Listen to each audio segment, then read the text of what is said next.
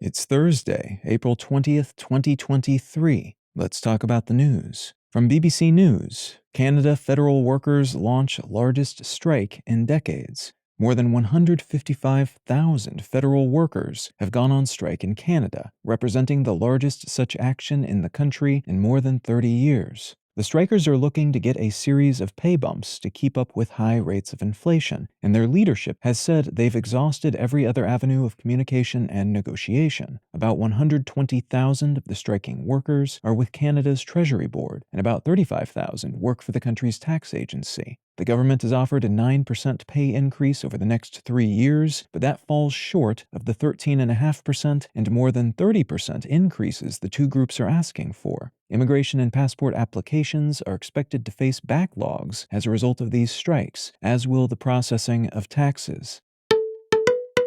From the New York Times, Fox will pay $787.5 million to settle defamation suit. Fox News has agreed to pay $787.5 million to settle a defamation suit filed against it by Dominion Voting Systems, a case that was expected to start Tuesday and go on for several weeks. This case was predicated on allegedly false statements folks at the network made and promoted on their shows related to the 2020 U.S. presidential election, and Dominion sued them because some of these statements included well-debunked conspiracy theories that voting products made by the company were somehow involved in an attempt to prevent Donald Trump from winning the election. Dominion's case was considered to be strong by outside legal scholars, and it's suspected that Fox News settled because they stood to lose a lot of credibility if new private information was made during the proceedings.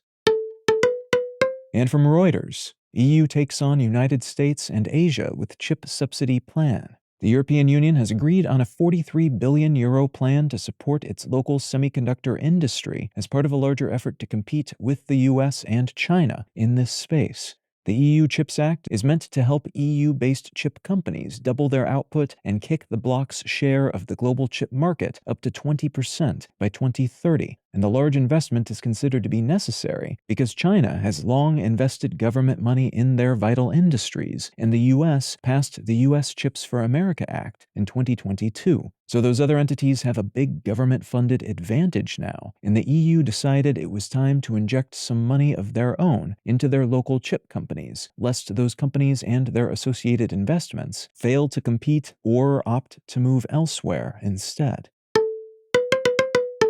If you're finding some value in One Sentence News, consider leaving a quick review wherever you get your podcasts and/or sharing the show with a friend. You can find out more about this show or subscribe to the email version at onesentencenews.com. And you can support this and other related projects, like the Let's Know Things and Brain Lenses podcasts at understandery.com.